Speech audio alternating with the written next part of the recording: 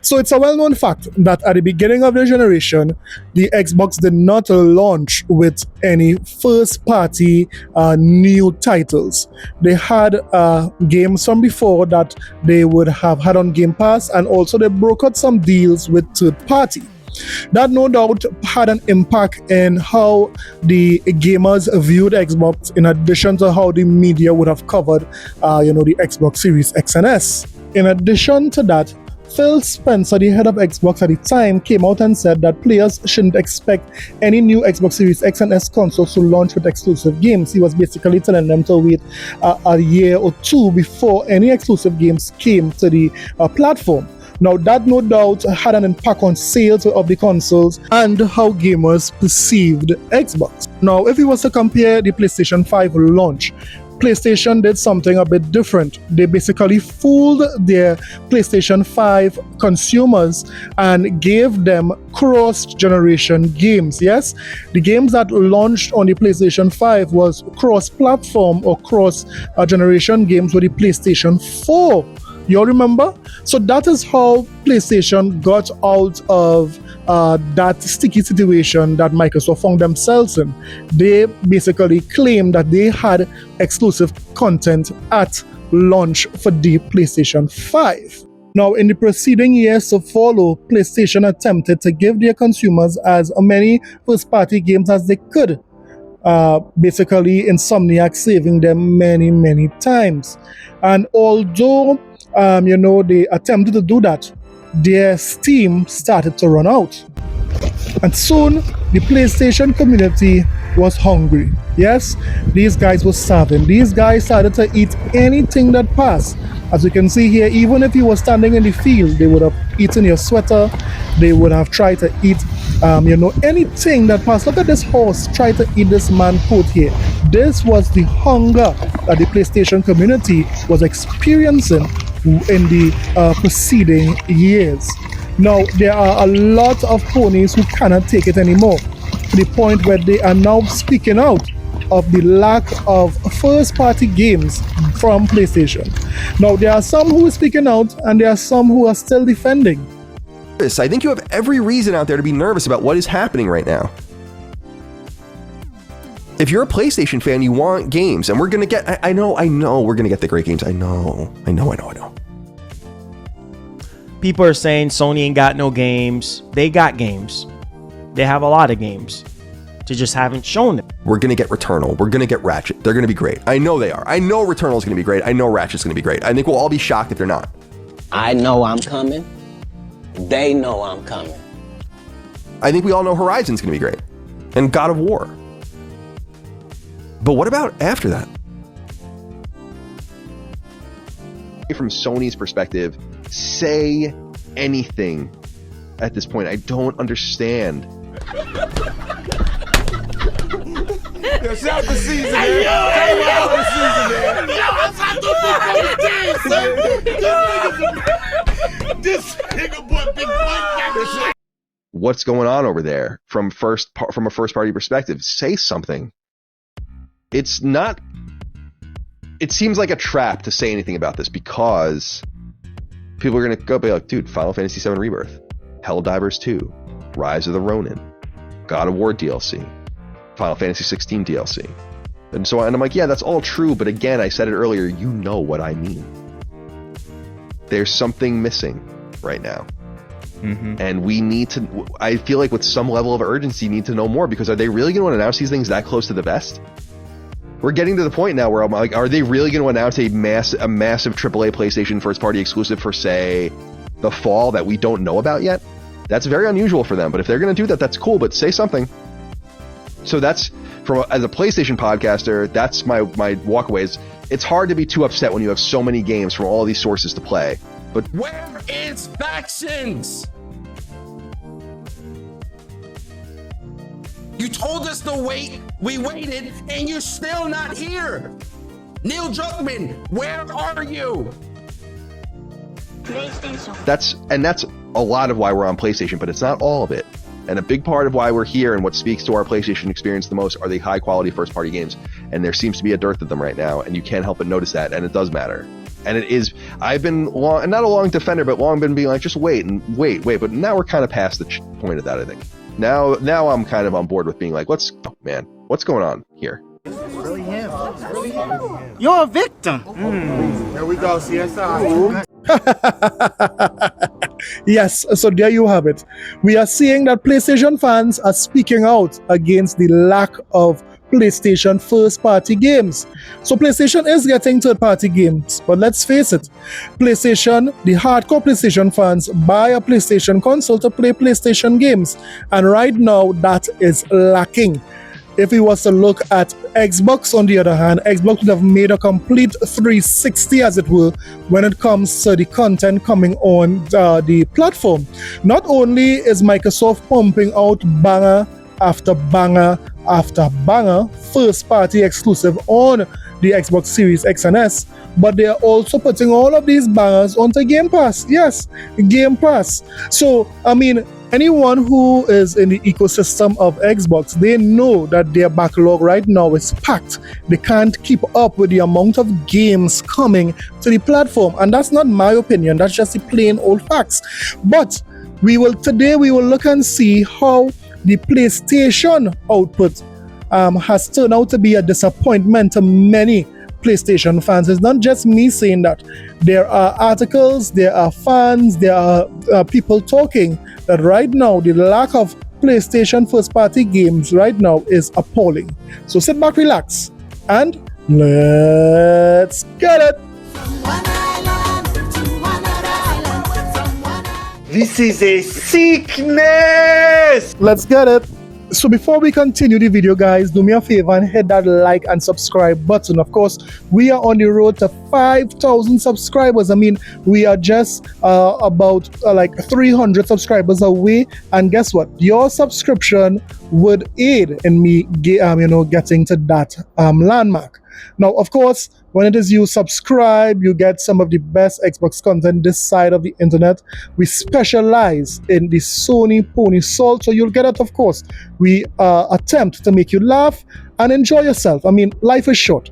So at the end of the day, if this type of content interests you, please consider hitting the like and subscribe button. Now let's get back to the video. At this point, we all know that something is happening there at Sony, because in the past 2 or 3 years we have seen the output of first-party games diminish. It has come to a crawl. Right now it is so dry when it comes to first-party games on the PlayStation 5. They are calling this the Sahara Desert. They are calling it Ashy Larry. They are calling it powder, dust, poof. Yes, all of these things describe the PlayStation platform when it comes to first-party content. I mean, look at last year. Last year, the only first-party content that Sony would have pumped out was Astrobot and Lego Horizon. And Lego Horizon was a multi-plat game. And it's not just me saying that. Listen to what a lot of persons are noticing. PS5 a letdown in terms of first-party exclusives. Fans say, 5 years after launch, the PS5 leaves much to be desired when it comes to first-party PlayStation exclusives. Players reckon, while there's no shortage of great games to play this generation, one can't help but notice the scant PlayStation Studios output, especially in comparison to the PS3 and PS4 eras. PS5 first-party exclusives slate bogged down by misadventures. The latest discourse was sparked by a Forbes article that has been making rounds on gaming forums. In light of Marathon's development troubles and delay, journalist Paul Tassi wrote at length about the state of PlayStation exclusives in this generation, arguing that the PS5 slate falls behind its predecessors. Fans seem to agree. We've noticed that an increasing amount of PlayStation fans are starting to admit that the PS5 hasn't produced the kind of heavy hitters we saw in the last 2 generations, which we can partly blame on ballooning budgets and constantly increasing development times. But there's also the elephant in the room that we've talked about multiple times before: Sony's expensive live service misadventures coupled with remaster after remaster. There's no shortage of talent at PlayStation Studios. Sony is home to some of the best developers on the planet, but we haven't seen anything new or original from a large number of them in the PS5 generation. In the early days of the PS5, there was a running joke about Insomniac Games carrying first-party output, releasing several bangers rather quickly. But even that came to a halt. The studio revealed Wolverine nearly 4 years ago, and we haven't heard anything since. We're pinning a lot of hopes on the PS6, considering some highly anticipated first-party games are expected to launch next-gen, including Naughty Dog's Intergalactic and Santa Monica Studios' Mystery IP.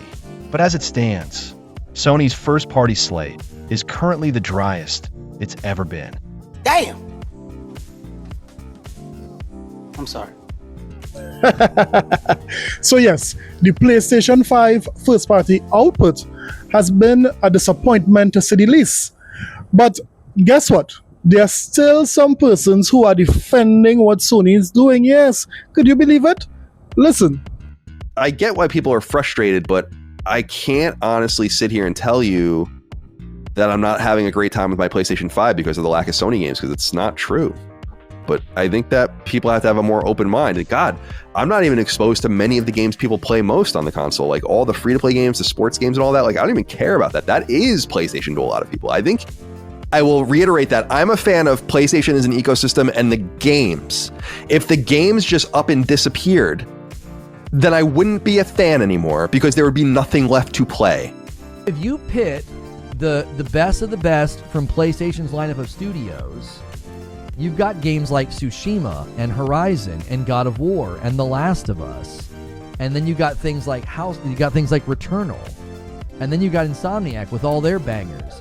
They are leagues ahead of what Microsoft has achieved this gen. Even with their purchases, Microsoft's not even close. Like, the only reason this argument exists is because people do not take these topics and treat them honestly. They don't. Come on, Reforge, we're not going to do that. We are not going to lie and change the narrative. PlayStation gamers are saying that this year, the output of first-party games are not what they used to be, for example, in the PlayStation 4 generation. Having Ghost of Yute and also Death Stranding, that is not enough. That's only 2 first-party games. When we look at what Microsoft is doing when it comes to first-party games, it is not even a competition. Look at how many first-party games Microsoft put out this year. Look at this. Look at this list. Look at this list, Reforge. I mean, it's just banger after banger. It's just quality after quality. And you have the gall to say it's not true? It's very clear. 2 is not greater than 10. 2 is not greater than 8. So if you are trying to convince your audience that 2 is greater than 8, then you have to be smoking crack. It's an 8-ball! He's got an 8-ball! And cocaine goes crazy! Cocaine is fired up, brother! Coke slam to the depths of hell! If you truly compare the output of games this gen, this whole idea that like PlayStation 5 has been such a disappointment this gen, where are all the exclusives? I'm tired of listing them. I am. I'm tired of listing them because everybody's so disingenuous about this. So Reforge, you need to stop playing dumb. What gamers are saying is that, guess what? Although Spider-Man, Miles Morales and Spider-Man Remastered came out to the PlayStation 5, those were both PlayStation 4 games. Let's be honest. Astro Playroom was not a full-fledged game. This game was a packing. Demon's Soul was a remake or a remastered, so that don't count. Everyone played that years ago. Returnal, I'll give you that. That was a new IP. Ratchet & Clank was a new IP. That was exclusive to the PlayStation 5. Now, MLB The Show was a multi-platform, not giving you that. So far you have 2. We have Ghost of Tsushima, that remaster, that remake again, another remaster again, Uncharted, a remaster again. Look at it. Horizon, again, a game that was cross-platform. GTA, I might give you GTA, MLB The Show 22. Come on. Another Last of Us remake, Last of Us Part 1.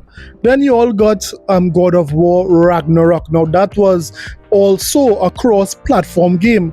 Now Horizon, is it Burning Shores? That game was a DLC. MLB The Show, another multi-plat. Now from this year, Spider-Man 2. That game was exclusive to PlayStation 5 until it came to the PC.